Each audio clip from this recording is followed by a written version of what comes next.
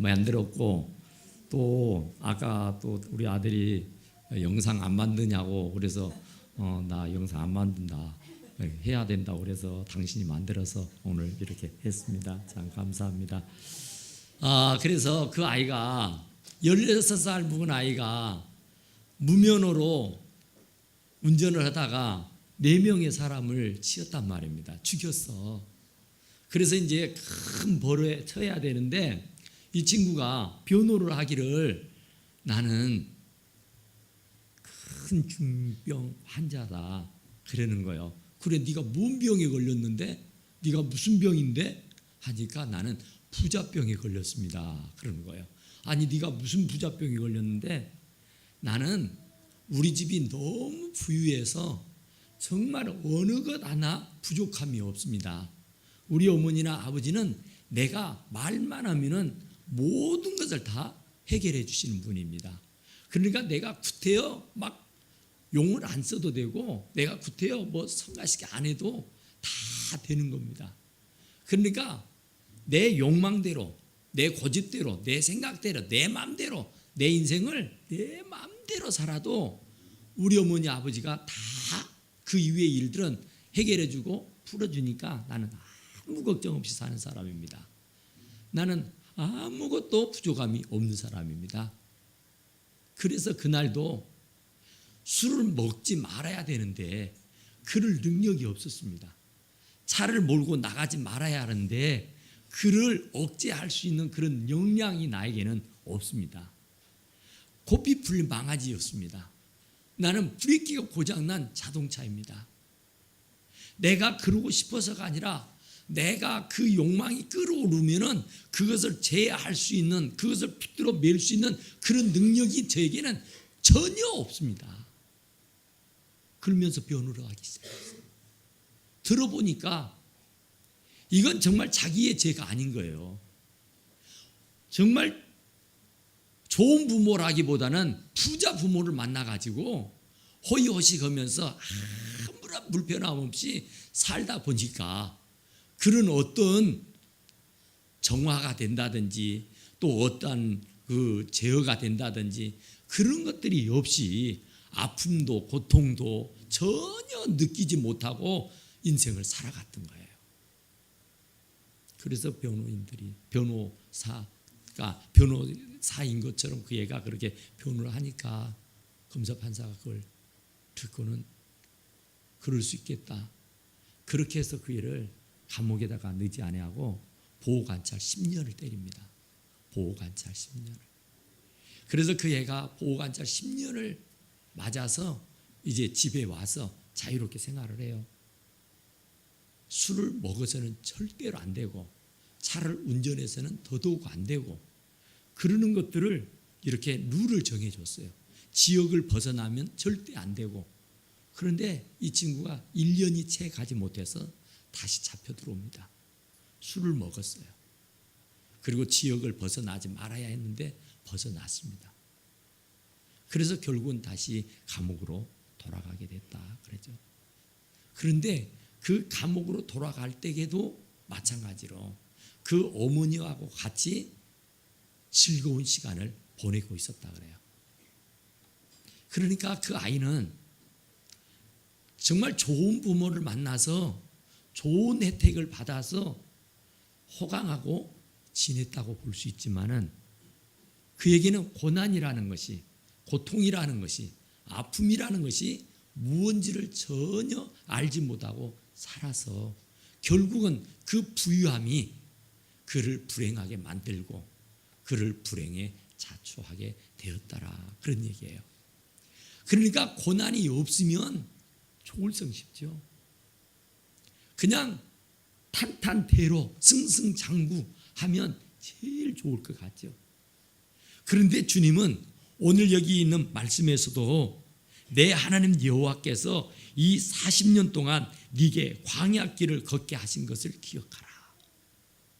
40년 토록을 광야길을 걷게 하신 일을 기억하라는 겁니다. 왜 하나님은 40년 토록을 광야에서 지내게 했을까? 집도 없이 먹을 거리도 없이 정갈과 뱀이 우글거리는 정말로 사막지대에서 40년을 유리방황하며 살게 하신 거예요. 그런데 그 이유가 뭔고? 도대체 하나님이 왜 이스라엘 백성들을 애굽에서 430년 동안 종살이하던 그들을 건져내서 젖과 꿀이 흐르는 가나안으로 인도하겠다고 했으면 곧장 곧바로 론스톱으로 그냥 꼬링에 들어가 버리게 할 일이지, 왜 한 며칠이면 갈 수 있는 그 길을 무려 40년 동안을 광야에서 유리방황하게 하였느냐 말이에요. 40년 동안의 그 기간은요, 진짜로 고통과 아픔과 괴로움이었어요. 40년을 광야에서 지낸다고 생각해 보세요. 하루 이틀 지겹지 않습니까? 정말 집 없이 정처 없이 떠돌아다니는 그런 신세가 됐단 말이에요. 그런데 왜 하나님은 그 이스라엘 백성들을 그렇게 했느냐, 그런 말이에요. 네 하나님 여호와께서 이 40년 동안에 내게 광야길을 걷게 하신 것을 기억하라. 이것은 너를 낮추시기 위해서였다 그래요. 네가 오만방자하기 때문에 기고만장해서 하늘 높은 줄 모르고 난리를 내니까 겸손해지게 하기 위해서, 더 낮추시게 하기 위해서, 더 사람답게 살도록 하기 위해서 하나님께서 광야길을 허락하신 줄로 믿으시기 바랍니다. 우리가 인생의 광야 있어요. 그 광야길이 하루 이틀이 아니라 40년일 수도 있고 평생일 수도 있어요. 언제까지? 나를 낮추실 때까지입니다. 내가 낮아질 대로 낮아질 때까지입니다. 내가 겸손해지고 또 겸손해지는 그 순간에까지 그 고난과 역경은 계속할 것이라고 말씀하시는 겁니다. 이는 너를 낮추시며 너를 시험하사, 너를 낮추기 위해서 시험했다는 겁니다. 네가 이래도 하나님을 믿는지 안 믿는지, 이래도 하나님을 의지하는지 안 의지하는지 내가 시험하여 알려 하심이라. 하나님이 알고 싶어요. 진짜로 여러분이 믿음이 있는지, 진짜로 여러분이 하나님을 의지하는지, 진짜로 하나님을 붙들고 사는지 안 사는지 내가 알려 하심이라. 할렐루야. 하나님이 알고 싶어요. 여러분들의 믿음이 어느 정도의 수준인지, 여러분이 어느 정도까지 나를 믿고 섬기는지 알고자 하여서 광야 길을 허락하신 거예요. 광야, 깡마른 사막입니다. 풀 한 폭이 자라지 않는 사막입니다. 오아시스가 아니면 물 한 방울 나올 수 없는 그런 곳이라고요. 거기에서 먹을 끼니가 어디 있습니까? 따뜻한 아랫목이 어디가 있어요? 정말로 사막, 정말로 광야, 이건 뱀과 정갈이 우글거리는, 나의 생명을 빼앗아갈 수 있는 그런 못된 것들이 사방천지에 갈려있는 그런 자리에서 40년을 지내게 하신다고요. 욥을 하루아침에 거지가 되게 하고 10명의 자식을 다 죽게 하고 그 가진 재산 다 날려버리고 그의 몸에는 악창이 돋아서 개들이 와서 핥을 정도가 되고, 아내도 하나님 욕하고 나가 죽어버리라 하면서 막말을 하고 집을 뛰쳐나가버렸어.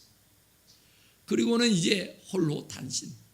동방에 제일 가는 부자가, 이건 정말로 비참해서 눈을 뜨고는 볼 수 없는 현상이 일어난 겁니다. 그런데도 불구하고요, 욥은 주신 자도 여호와시고 취하신 자도 여호와시라고 하면서 모든 영광 주님 받으시옵소서 하면서 그 광야길을 이겨낸 줄로 믿으시기 바랍니다. 이스라엘 백성들에게 광야를 허락하시는 것은 너를 낮추기 위해서였다 그럽니다. 네가 오만 방자하니까, 네가 너무나 교만하니까, 네가 너무나도 하늘 높은 줄 모르고 마냥 기고만장하니 내가 너를 한풀 꺾어서 하느님 앞에 엎드리게 하기 위해서였다고 말씀하시는 겁니다. 그러면서 하는 말이 네 마음이 어떠한지, 그 명령을 지키는지 지키지 않는지 알려 하십니다. 네 마음이 그 광야 길을 걸을 때에 네 마음이 어떠하는지를 내가 알고 싶다는 겁니다. 불평을 하는지 불만을 하는지 하나님을 대적을 하는지 하나님을 원망하는지 하나님에게 대항을 하며 맞서 싸우려고 덤벼드는지 아니드는지 그래도 하나님 앞에 엎드려서 하나님의 자비를 구하는지 아니고 하는지 내가 알려 하심이라고 하죠. 너를 낮추시며 너를 줄이게 하시며 또 너도 알지 못하는 내 조상들도 알지 못하던 만나를 내게 먹이신 것은 광야에 뱀과 정갈만 있는 게 아니에요. 광야에 한순간 눈물과 고통만 있는 게 아니에요. 그 광야 가운데에서도 만나가 있었는 줄로 믿습니다. 그들이 손으로 수고하지 않아도 일용한 양식은 그때 하나님께서 적절하게 허락해 주셔서 그 배가 고프지 아니하고 그 허기진 배를 다 채워주시는 분이었는 줄로 믿습니다. 그런데 광야를 경험하지 아니하는 사람은 만나 매출하기 구경하지 못합니다. 반드시 광야를 걷는 사람에게 주시는 혜택이요, 반드시 광야를 경험하는 자에게 주시는 하나님의 은혜인 줄로 믿습니다. 하나님이 마냥 광야로 밀어서 내보내가지고 거기에서 탈탈 굶고 죽게 만드신 분이 아니라 그 광야 가운데서도 한순간 눈물의 도가니 속에서도 기쁨과 감격과 희열을 맛볼 수 있는 만나를 주시는 줄로 믿으시기 바랍니다. 정말이지 광야라고 해서 슬픔과 아픔과 고통만 있는 게 아니에요. 그 안에 참 기쁨이 있고 거기에 참 행복이 있게 되는 줄로 믿습니다.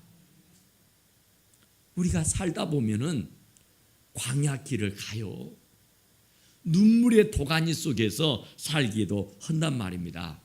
그런데 마냥 고통만 있고 한숨만 있고 눈물만 있는 게 아니라 너도 모르고 너희 조상들도 몰랐던 그 만나, 상상도 못하고 꿈도 꾸지 못했던 그 만나 하나님께서 준비해서 그때 하루하루 먹여 살려주셨는 줄로 믿으시기 바랍니다.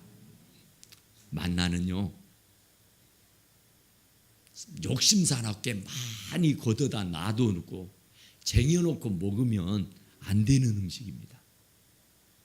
만나는 이른 새벽에 가서 거두어서 그날 소비를 해야 합니다.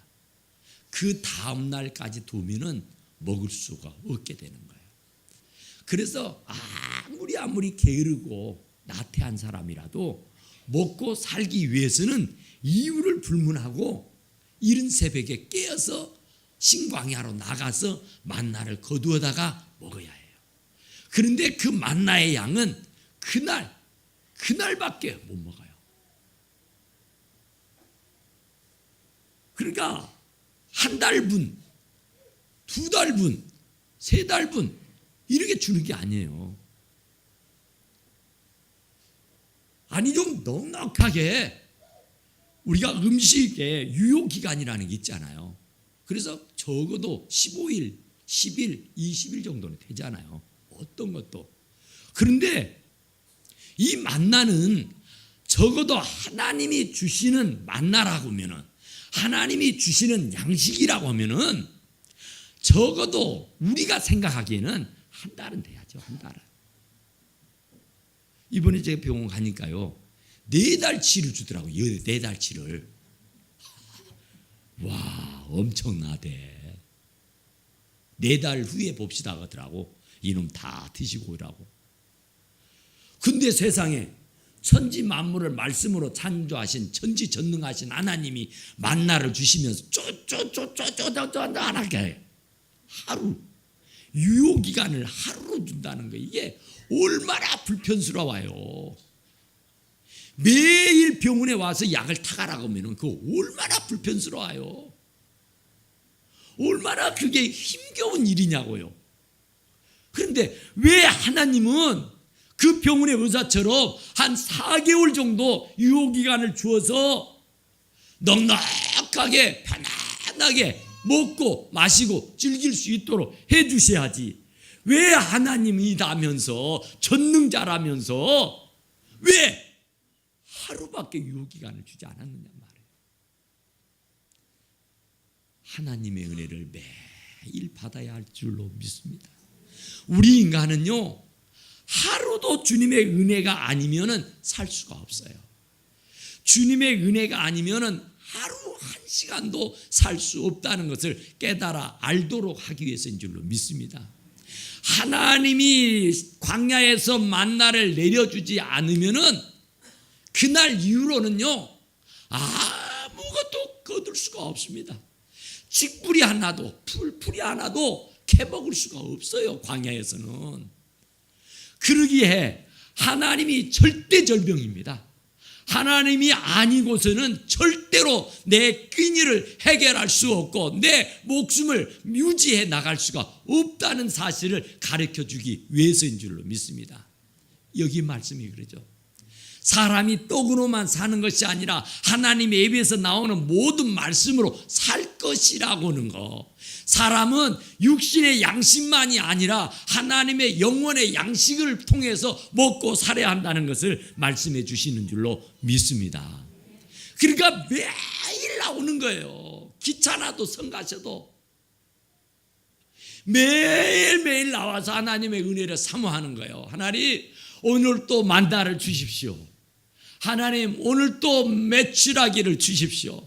하나님, 오늘 또 주의 신선한 은혜를 제게 허락해 주십시오 하는 거예요. 그래서 그 은혜를 날마다 내가 먹고 마시며 살아야 하는 줄로 믿습니다. 그래야 내 배에서 생수의 강이 흘러 넘쳐나게 되는 줄로 믿으시기 바랍니다. 그래야 내가 무엇을 먹을까, 무엇을 마실까, 무엇을 입을까 하면서 먹고 마시고 사는 것 때문에 전전긍긍하지 아니하게 되는 줄로 믿습니다. 40년. 이 40년 동안 네 의복이 헤어지지 않았고 네 신발이 찢어지지 아니하고 네 발이 부르트지 아니하도록 어떻게 40년을 광야에서 유리방황하며 살았다면서 옷이 헤어지지 않을 수가 있습니까? 지금이야 기술이 좋아서 여전히 수년을 입어도 괜찮아요. 그런데 그 당시에 옷이라는 게 뭐 짐승 잡아서 동물 껍데기 벗겨서 그냥 어떻게 만들어 입은 옷일 텐데 그런 옷이 40년이 가도 하나도 헤어지지 않았다는 거, 이건 하나님의 큰 은혜요 축복이었는 줄로 믿으시기 바랍니다. 하나님의 은혜예요. 발이 부르트지 아니한 거 하나님의 은혜입니다. 우리가 정말 70이고 강건하면 80인데 그 인생을 사는 동안에 병원 신세 안 지고 큰 병 걸리지 않고 건강하게 살았다는 거, 이건 하나님 앞에 큰 은혜요, 축복인 줄로 믿으시기 바랍니다. 얼마나 많은 사람들이 신음하고 앓고 병들어 죽어가는지 알 수 없어요.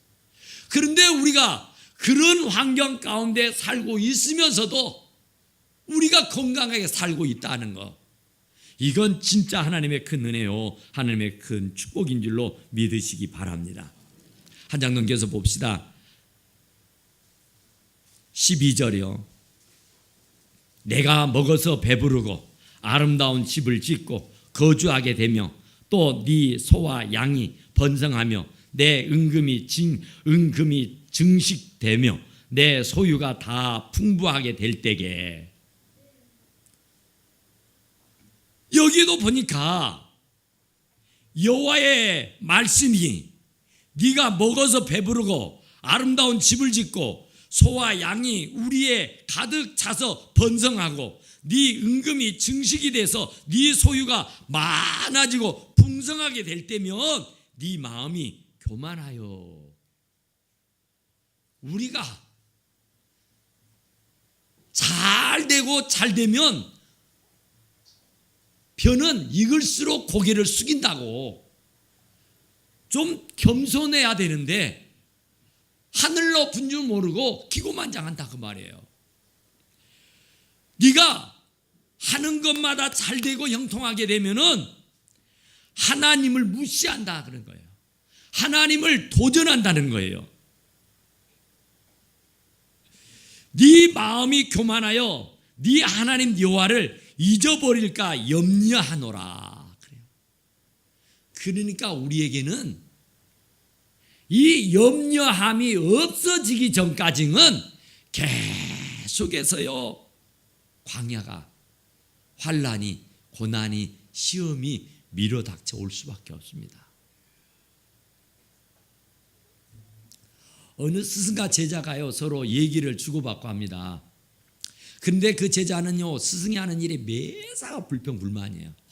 언제나 못마땅해요. 스승이 하는 일이 영 아니로소이다요. 그래서 스승과 제자가 늘 부딪혀요. 그날도 마찬가지로 스승이 엉뚱한 일을 해요. 소금을 한 수저 가져오라 그래요. 굵은 왕소금을 한 수저 떠가지고 오래요.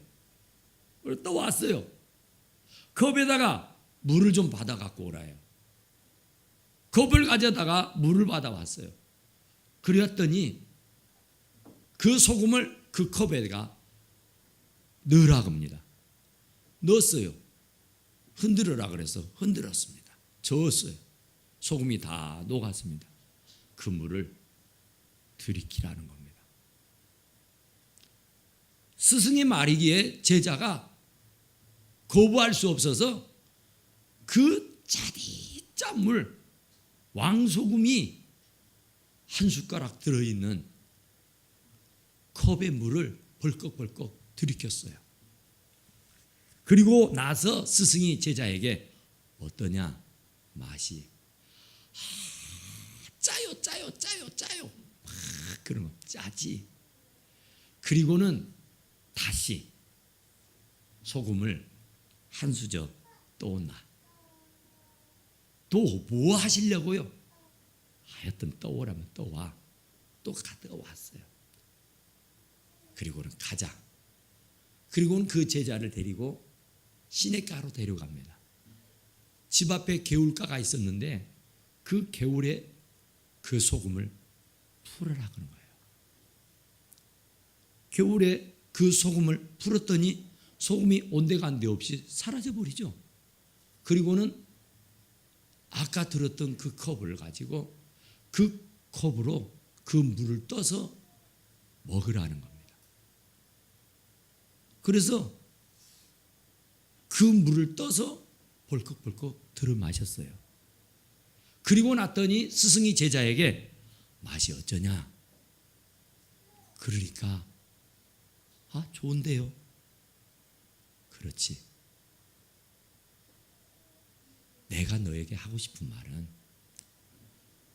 컵과 같이 옹졸한 사람이 되지 말고 시냇물처럼 마음이 넓은 사람이 되거라. 그래야 어떤 고난이 오고 어떤 시험이 와도 그 넓은 아량을 가지면, 넓은 마음, 시냇물처럼, 시냇가처럼, 바다처럼, 호수처럼 넓은 마음을 가지면 어떤 고난도 어떤 역경도 다 이색되어서 아무것도 아닌 양 돼버린다. 그러나 네가 옹졸하게 컵처럼 마음이 넓지 못해서 옹졸하게 그거 가지고 크게 생각하면은 너는 죽고 살지 못한다. 그랬다는 거예요. 우리가 어떤 마음을 가지고 사느냐, 이게 대단히 중요한 겁니다. 아무리 광야 길을 40년을 살아도 소망 가운데 사는 사람은 희망이 있어요. 절대로 낙담하거나 좌절하거나 포기하지 않습니다. 그러나 희망이 없다고 생각하는 사람들은 전부 다 좌절해버리고 낙담해버리고 실망해버리고 목숨마저도 잃어버리고 마는 것이에요. 그 다음에 쭉 보면은 뭐라고 말하고 있느냐 하면은 너를 인도하여 그 광대하고 위험한 광야, 곧 불뱀과 정갈이 있고 물이 없는 간조한 땅을 지나게 하셨으며, 또 너를 위하여 단단한 반석에서 물을 내셨으며, 내 조상들도 알지 못하던 만나를 광야에서 내게 먹이셨나니 이는 다 너를 낮추시며 너를 시험하사 마침내 네게 복을 주려 하심이니라. 아멘. 마침내 복을 주려고 그럽니다. 여러분들이 당하는 고난이, 환난이, 시험이 힘들다고 불평하지 마세요. 그 환난이, 그 고난이, 그 시험이 복이 되어서 돌아오는 겁니다.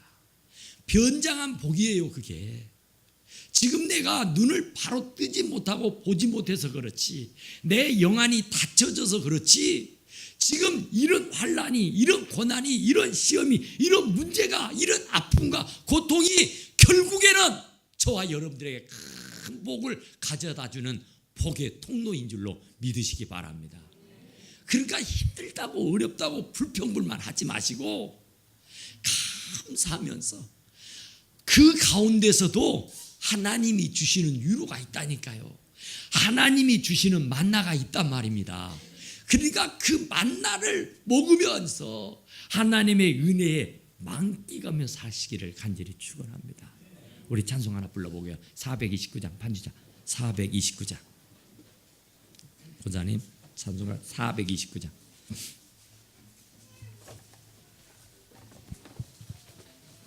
429장 한번 불러볼 겁니다.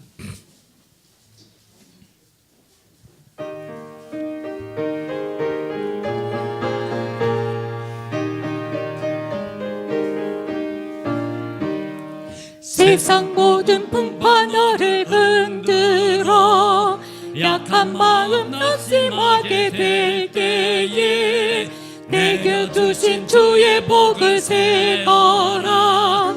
주의 크신 복을 내가 알리라. 받은 복을 세어 보아라. 크신 복을 내가 알리라. 받은 복을 세어 보아라. 주의 크신 복을 내가 알리라. 세상 근심 걱정 너를 누르고 십자가를 등에 지고 나갈 때 주가 내게 주신 복을 세거라. 두려움 없이 항상 찬송하리라. 받은 복을 세어 보아라. 크신 복을 내가 알리라. 받은 복을 세어 보아라. 주의 크신 복을 내가 알리라. 세상 권세 너의 앞길 막을 때 주만 믿고 낙심하지 말아라. 천사들이 너를 보고 가리니 염려 없이 앞만 보고 나가라. 받은 복을 세어 보아라. 크신 복을 내가 갈리라. 받은 복은 세어 보아라. 주의 크신 복을 내가 알리라. 아멘. 세상 풍파 너를 흔들어 악한 마음 낙심하게 될 때에 내게 내려주신 주의 복을 세어보아라고 말해요. 세상 모든 풍파 흔들어 약한 마음 낙심하게 될 때에 하나님이 내게 내려주신 복을 한번 세어라 봐라. 결코 고난만 있었던 거 아니고 눈물만 있었던 것 아니고 그 가운데서도 만나가 있었고 그 가운데서도 생수가 있었고 그 가운데서도 메추라기를 먹는 그런 은혜가 있게 되었는 줄로 믿습니다. 세상 근심 너를 누르고 십자가를 등에 지고 나갈 때도 주가 네게 주신 복을 세어보라는 겁니다. 아무리 힘들고 어려운 십자가를 등에 짊어지고 가다 쓰러지고 쓰러져도 그런 가운데서도 하나님이 너에게 주신 복을 한번 헤아려 봐라 그 말이에요. 그러면 감사가 절로 나오게 될 줄로 믿습니다. 절대로 불평할 수 없고 불만을 터뜨릴 수가 없어요. 하나님이 나에게 주신 만나가 얼마나 많았는데 내게 주신 그 만나가 아니었으면 살 수가 없어요. 광야에서 풀 한 포기 자랄 수 없는 곳에서 무엇을 먹고 산단 말입니까? 오아시스가 아니면 생수 어디서 그런 꼴을 볼 수가 있어요? 하나님이 반석에서 생수가 솟아나게 해서 마른 목을 죽여주셨는 줄로 믿으시기 바랍니다. 복을 세어보라고요. 하나님이 나에게 주신 복이 얼마나 많은지 그 은혜에 감격하고 감사하고 18년 살아가실 수 있기를 간절히 축원합니다. 기도하십시다.